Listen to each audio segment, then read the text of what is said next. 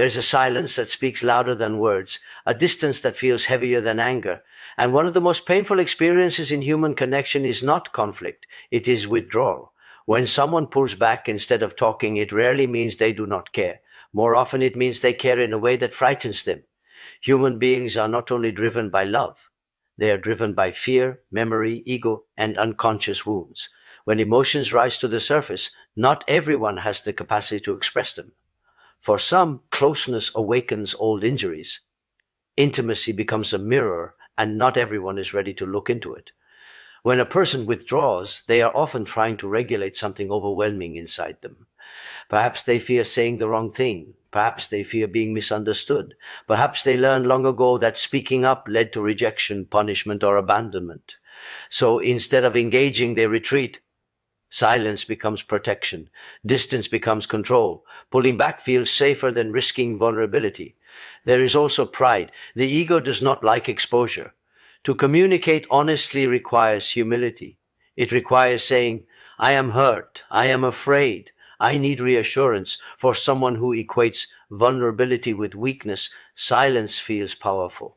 They would rather be distant than seen as needy. Sometimes the withdrawal is a test, not consciously but psychologically. They want to see if you will chase, if you will notice, if you will fight for connection. It is not manipulation in the cruel sense, it is insecurity seeking proof, and sometimes pulling back is confusion. When emotions grow deeper than expected, the mind attempts to regain control. The heart moves forward, the psyche pulls back. You must understand this. Withdrawal is rarely about you alone. It is about their internal landscape, their past, their coping mechanisms, their relationship with intimacy. The tragedy is that silence creates the very distance they fear. But here is the deeper truth. You cannot force someone into emotional maturity. You cannot drag them into dialogue if dialogue feels threatening to them. You can only offer steadiness, calm, emotional safety. If they return, let it be because they chose courage over fear. And if they remain distant, let it reveal not your inadequacy, but their unreadiness. Because real connection is not built by chasing someone who retreats. It is built when two people are brave enough to stay present when everything inside them wants to run. When someone withdraws, the immediate assumption is often painful and personal. The silence feels like rejection. The distance feels deliberate. The mind quickly translates space into a simple message: they do not care. But in many cases, withdrawal is not born from indifference. It is born from fear. Fear is quieter than anger, but far more powerful. It does not announce itself boldly. It hides beneath silence, avoidance, and emotional retreat. To care deeply about someone is to risk being affected by them. The more meaningful the connection becomes, the more a person has to lose. For someone who has experienced betrayal, abandonment, criticism, or emotional instability in the past, closeness can activate old survival mechanisms. Their nervous system may interpret intimacy not as safety, but as danger. Instead of leaning in, their instinct is to step back. It is not that they feel nothing, it is that they feel too much. Fear of vulnerability is one of the strongest forces behind withdrawal. To communicate openly requires admitting uncertainty, insecurity, longing, or hurt. For individuals who equate vulnerability with weakness, exposing these emotions feels threatening to their sense of control. Silence becomes armor. Distance becomes a shield. By pulling back, they avoid the discomfort of being seen too clearly. There is also the fear of conflict. Some people grew up in environments where expressing emotions led to escalation rather than resolution. For them, speaking up does not feel productive. It feels dangerous. So they choose the strategy that once protected them: retreat. What looks like coldness may actually be self-preservation. Another layer of fear is the fear of inadequacy. When emotions deepen, expectations can feel heavier. A person may question whether they can meet those expectations, whether they are capable of sustaining the connection. Instead of risking failure, they create distance. It feels safer to withdraw than to potentially disappoint. Understanding this does not erase the pain of being on the receiving end of withdrawal. Silence still hurts, distance still confuses. But recognizing that fear often drives retreat allows you to interpret the behavior with clarity rather than self-blame. Their withdrawal is not necessarily a reflection of your worth. It is often a reflection of their internal struggle, a battle between longing for connection and fearing the vulnerability it demands. Intimacy is often romanticized as warmth, closeness, and emotional safety, but beneath its beauty lies something far more complex. True intimacy does not only connect two people in the present, it awakens everything they have experienced in the past. When someone begins to feel deeply seen, valued, and emotionally close, it can stir memories and wounds they thought were long buried. The heart opens, but so do unresolved scars. For many people, early experiences of love were not entirely safe. Affection may have been inconsistent, approval may have been conditional, vulnerability may have been met with criticism, neglect, or abandonment. These early relational patterns form an internal blueprint for connection. Later in life, when intimacy begins to deepen, the nervous system does not simply register love, it scans for danger.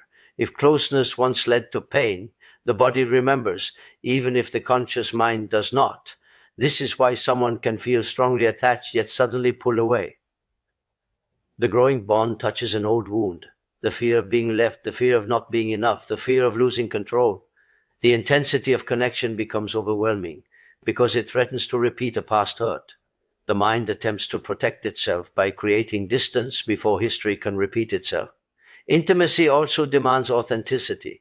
It requires being seen without masks, without carefully constructed defenses. But if a person learned that their true self was too much, too emotional, too sensitive, or not enough, then being fully known feels risky.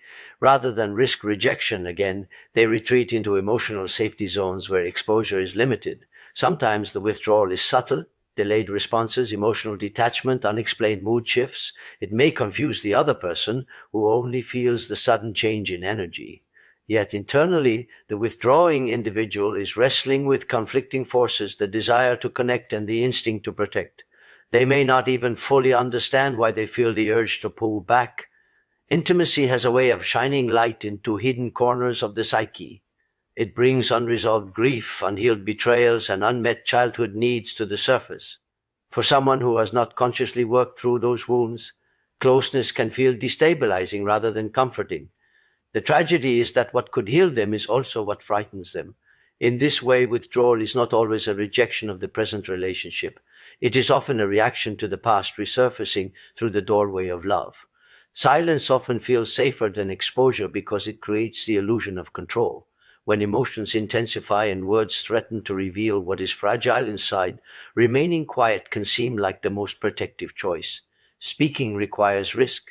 It requires stepping into uncertainty without knowing how the other person will respond. Silence, on the other hand, feels contained. It keeps vulnerabilities hidden and shields the self from immediate judgment or rejection. Exposure is not simply about sharing information, it is about revealing emotion. To say, I am hurt, I feel insecure, or I need reassurance demands courage. For someone who learned early in life that vulnerability led to shame, dismissal, or emotional punishment, openness feels dangerous. The body remembers what the mind may try to forget. Even in safe relationships, the nervous system can react as though honesty will lead to harm. In that state, silence becomes a survival strategy rather than a communication failure. There is also a deep psychological connection between exposure and identity. When we express our fears or longings, we reveal parts of ourselves that feel unfinished, imperfect, or dependent.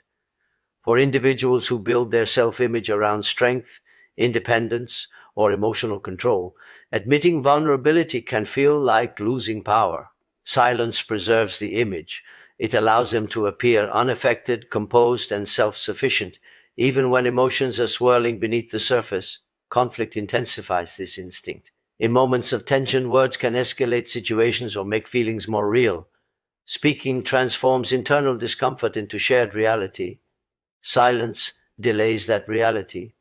It offers time to avoid confrontation, to retreat into one's own internal world, where emotions can be managed privately. The irony is that what feels like protection often creates greater misunderstanding. The other person may interpret silence as indifference, distance, or rejection, widening the emotional gap. Silence can also serve as a way to avoid responsibility. When feelings remain unspoken, expectations remain undefined. There is less pressure to explain oneself, less risk of being held accountable for emotional needs or boundaries. Exposure requires ownership of feelings, desires, and fears. Silence postpones that ownership. Yet beneath the quiet exterior is often a heart that feels deeply. The absence of words does not mean the absence of emotion. It may simply mean that the fear of being truly seen outweighs the desire to be understood. In that space, silence feels safer than exposure, even if it slowly erodes the very connection one wishes to protect. The ego is designed to protect identity. It constructs an image of who we believe we are and how we wish to be perceived by others. This image often emphasizes strength, control, independence, and certainty. Vulnerability threatens that image. To be vulnerable is to admit that we are affected, that we feel deeply, that we can be hurt. For the ego, this feels like exposure of weakness, and so it resists. When emotions intensify in a relationship, the ego quickly evaluates the risk. If expressing feelings might lead to rejection, criticism, or loss of power, it intervenes. Instead of saying, I am afraid of losing you, it chooses distance. Instead of admitting that hurt me, it chooses silence or defensiveness. The ego would rather protect pride than risk emotional injury. In its logic, it is safer to appear detached than to be seen as needy. Pride often disguises fear. A person may tell themselves they are simply maintaining dignity or self-respect, but underneath there may be a fear of not being enough. Admitting longing or insecurity forces them to confront uncertainty about their value. The ego prefers certainty, even if that certainty is emotional isolation. It creates narratives that justify withdrawal. I don't care that much. It's not important. I don't need this. These narratives protect the self-image, even if they do not reflect the deeper truth.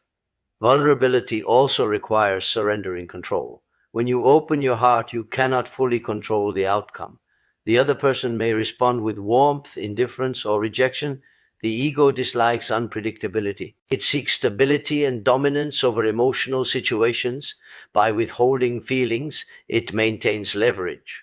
By staying guarded, it avoids dependency. In this way, emotional distance becomes a strategy to preserve internal authority. In conflict, the ego becomes especially rigid. Admitting fault, apologizing sincerely, or expressing hurt without accusation requires humility. Humility softens the ego's defenses, and that softness can feel intolerable to someone who equates strength with invulnerability. So instead of repair, there is resistance. Instead of dialogue, there is withdrawal. Yet, the very defenses meant to protect the ego can undermine connection. Relationships thrive on honesty and emotional courage. When pride overrides openness, intimacy weakens. The ego may succeed in avoiding temporary discomfort, but it also prevents deeper closeness. In resisting vulnerability, it sacrifices the opportunity for authentic connection, choosing self-protection over emotional growth. Pulling back is not always a conscious strategy. Often, it is an unconscious test born from insecurity rather than manipulation. When someone creates distance without explanation, they may not be deliberately playing a game. Instead, they may be wrestling with an internal question. They do not know how to ask correctly, do I matter to you? Rather than expressing this vulnerability openly, they retreat and watch what happens next. At the core of this behavior is a fear of asking for reassurance. For some, directly seeking affirmation feels like weakness. They may have learned that emotional needs should be hidden or minimized. So instead of saying, I need to know you care, they withdraw slightly, observing whether you move closer. The distance becomes a silent experiment. If you reach out, pursue, or show concern, it soothes their doubt. If you do not, it confirms their fear of being unimportant. This testing is rarely calculated in a cold or strategic way. It often operates beneath awareness. The person may simply feel an urge to pull back when emotions intensify. They may tell themselves they need space, while another part of them is quietly measuring your response. Their nervous system is scanning for signs of security. They want proof of consistency, proof that the connection is stable, proof that they will not be abandoned if they stop giving constant effort. Sometimes this pattern develops from inconsistent love in the past. If affection once felt unpredictable, they may recreate that dynamic unconsciously. By stepping back, they attempt to gain clarity about where they stand. The irony is that this behavior can create confusion and instability in the present relationship. The other person may feel punished or pushed away without understanding why. There is also a subtle desire for emotional safety. If someone fears being more invested than you are, pulling back feels like regaining balance. It reduces the vulnerability of being the one who cares more. When you respond with reassurance, it levels the emotional field in their mind. However, unconscious testing can erode trust over time. It replaces open communication with silent evaluation. What could be resolved through honest dialogue becomes a cycle of distance and pursuit. The person pulling back may not realize they are seeking reassurance in this indirect way, but the pattern reveals a deeper longing to feel secure without having to ask for it, to feel chosen without having to risk rejection. One of the most difficult truths in any connection is accepting that you cannot force emotional readiness. You can offer patience, understanding, reassurance, and consistency, but you cannot make another person confront what they are not prepared to face. Emotional readiness is not created by pressure.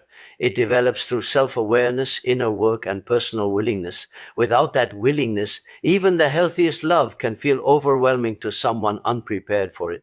When a person is not emotionally ready, intimacy feels like a demand rather than a gift. Commitment feels heavy instead of grounding. Honest conversations feel threatening rather than healing. You may believe that if you explain yourself more clearly, love more deeply, or prove your loyalty strongly enough, they will step forward. But readiness does not respond to persuasion. It responds to internal alignment. If someone has unresolved fears, unhealed wounds, or a deep discomfort with vulnerability, no amount of external effort can resolve that for them. Trying to force readiness often leads to imbalance. One person begins to overextend, compensating for the other's hesitation. They initiate every conversation, repair every conflict, and carry the emotional weight of the relationship. Over time, this creates quiet resentment and exhaustion. Love becomes a pursuit rather than a shared experience. The more you push, the more the other person may retreat, not because they do not care, but because pressure intensifies their resistance. Emotional maturity requires accountability. It requires the ability to sit with discomfort, to communicate fears instead of escaping them, and to stay present when emotions rise. These skills cannot be imposed from the outside. They must be chosen. Growth cannot be demanded. It must be embraced. When someone avoids difficult conversations or consistently withdraws, it is not your role to train them into awareness. It is their responsibility to decide whether they are ready to evolve.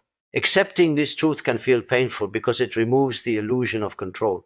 It means recognizing that love alone is not enough if timing and readiness are misaligned, but it also restores dignity.